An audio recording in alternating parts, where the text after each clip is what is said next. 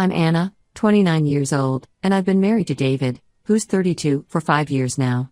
We met during our college days when I was a sophomore and he was a senior.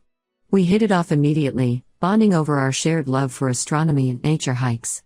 After dating for 3 years, we decided to tie the knot in a small ceremony with close friends and family. Our marriage was generally happy and stable.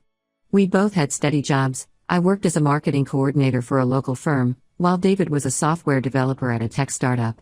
We had our disagreements like any couple, but we always managed to work through them with open communication and mutual respect.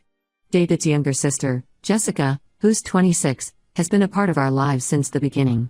She was always around during our dating years, and I initially thought her presence was sweet. Jessica had a tough childhood. Their parents divorced when she was young, and she struggled with anxiety and depression throughout her teenage years. David took on a protective role, often acting more like a parent than a brother. As time went on, I noticed that Jessica had difficulty maintaining steady employment. She would get jobs but lose them within a few months, often due to conflicts with coworkers or tardiness. David and I found ourselves helping her financially more times than I can count.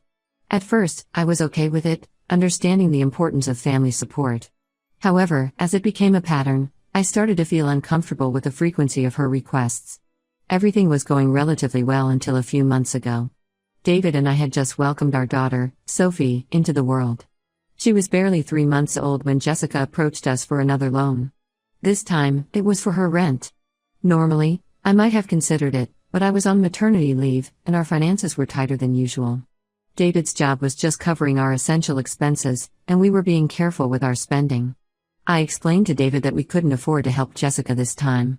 He agreed, albeit reluctantly. When we broke the news to Jessica, she didn't take it well at all. She burst into tears, accusing me of never liking her and trying to turn David against her. I was taken aback by her reaction, but David surprised me by standing firm with our decision. After that incident, things began to change. Jessica started visiting our house more frequently, often showing up unannounced. She would linger around David when I wasn't in the room, and her behavior towards me became cold and distant. Occasionally, she would make snide comments about how lucky I was to have David. At first, I thought she was just trying to guilt-trip us about the money, but as time went on, I sensed there was more to it. A couple of weeks passed, and I noticed David becoming increasingly distant. He started spending more time at work or with Jessica, and when we were together, he would make cryptic comments like, "Maybe I don't know you as well as I thought," or "There are things I'm not sure about it anymore." I was confused and hurt by his behavior. One night, I decided to confront him about it. That's when he dropped a bombshell. Jessica had apparently shown him proof that I was hiding something from him, specifically an affair. I was completely blindsided. I hadn't done anything even remotely inappropriate, let alone have an affair.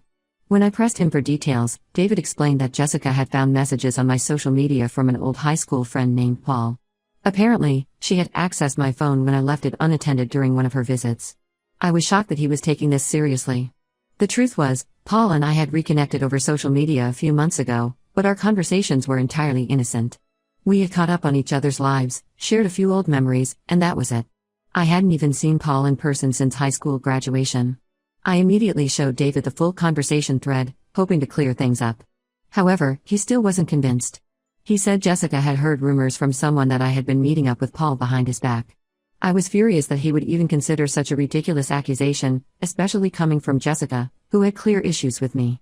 Our argument escalated, and I told David that if he trusted Jessica's baseless accusations over my word, there was no point in continuing the conversation. That's when he suggested a separation. I was stunned. After 5 years of marriage and everything we had been through together, he was ready to throw it all away based on his sister's manipulations. The next day, I packed up my things and left with Sophie. I couldn't believe that my husband would choose to believe a baseless accusation over my word. As I drove away, I saw Jessica's car in our driveway. It was clear she was moving in to support David during this time. I moved in with my parents, trying to process what had happened and figure out my next steps. I was hurt, angry, and confused. How could David, the man I thought I knew so well, turn on me so quickly? And how could Jessica, someone I had tried to support and welcome into our family, betray me like this? As I settled into my parents' guest room with Sophie, I couldn't help but reflect on the past few years. There were signs I had missed: Jessica's increasing dependency on us, her subtle attempts to drive a wedge between David and me, the way she always seemed to need his attention. I had brushed these things off, thinking I was just being paranoid or overly sensitive. Now, I wished I had paid more attention. My parents were supportive but shocked. They had always liked David and couldn't understand his sudden change in behavior. They encouraged me to fight for my marriage, but I wasn't sure if there was anything left to fight for. If David could so easily believe the worst about me, what did that say about our relationship? Update 1: It's been 2 weeks since I moved out, and the situation has only gotten worse. I honestly thought David would come to his senses by now, but instead, things have escalated beyond my worst fears. From what I've heard through mutual friends, Jessica has fully moved into our house. She's taken on the role of the supportive sister, making sure David is okay while simultaneously painting me as the villain in this story. She's been telling everyone who will listen that I left David because I felt guilty about my alleged affair and that I was running away from my responsibilities as a wife and mother. I couldn't believe the audacity of her lies. What's even more shocking is that David hasn't reached out to me once in these 2 weeks. The only communication I've had from him was through his lawyer. He's officially filed for divorce, citing infidelity and emotional abuse as the reasons. I was stunned when I received the papers. How could he accuse me of emotional abuse when I've done nothing but support him throughout our marriage? I tried contacting David multiple times to explain again, hoping that some time apart might have cleared his head. But he won't answer my calls or respond to my texts. It's like he's completely shut me out of his life. What's worse is that Jessica has apparently been digging into my past to find more evidence of my supposed infidelity.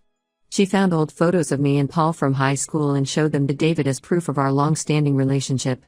These photos are from over a decade ago, from a time when Paul and I were just classmates and nothing more. The fact that she's using innocent memories from my past to manipulate David makes me furious. To add insult to injury, David is now pushing for sole custody of Sophie. He's claiming that I'm an unfit mother due to my affair, using Jessica's fabricated evidence to support his case. I never thought he would go this far, especially knowing how much I love our daughter. The idea of losing Sophie is unbearable. I'm at a loss for what to do next. I don't have the financial resources to take him to court right now, especially with me being on maternity leave. My savings are dwindling, and the thought of a prolonged legal battle terrifies me. I feel trapped and powerless. My parents have been incredibly supportive throughout this ordeal. They've known David for years and never imagined he would do something like this. They're just as shocked and disappointed as I am. They've been urging me to get a lawyer and fight back, offering to help with the legal fees if necessary. But even with their support, I don't know if I have the strength to go through this. I've been trying to focus on taking care of Sophie and maintaining some semblance of normalcy for her sake. But it's hard when my whole world feels like it's falling apart. Every time I look at her, I see David's eyes and it breaks my heart all over again. I've reached out to some of our mutual friends, hoping they might be able to talk some sense into David.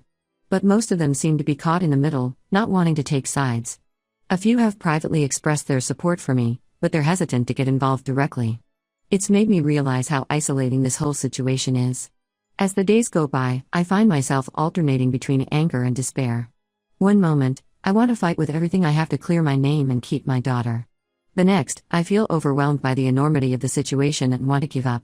I never thought my marriage would end like this, especially over lies and manipulation. I've started seeing a therapist to help me cope with the stress and emotional turmoil.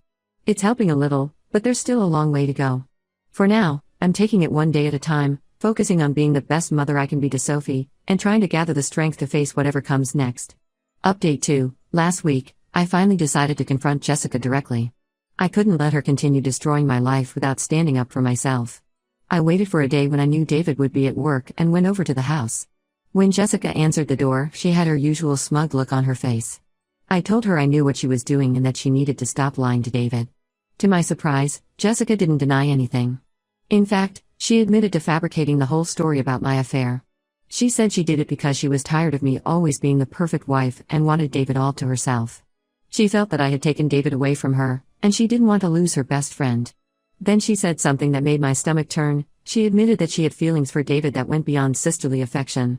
I had suspected that Jessica's attachment to David was unhealthy, but hearing her confess to romantic feelings for her own brother was shocking. It explained so much about her behavior over the years, her constant need for David's attention, her resentment towards me, and her extreme reaction when we couldn't give her money. Knowing this might be my only chance to clear my name, I had recorded the entire conversation on my phone. I thought that finally having proof of Jessica's lies would be the key to making David see the truth. Later that evening, I went back to the house when I knew David would be home and played the recording for him. As he listened to Jessica's confession, David was silent. I thought that maybe this would be the moment he finally saw the truth, but I was wrong. Instead of acknowledging Jessica's manipulation, he turned on me again.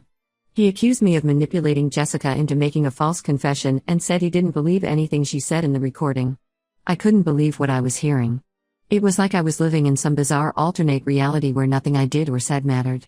No matter what evidence I presented, David refused to see the truth.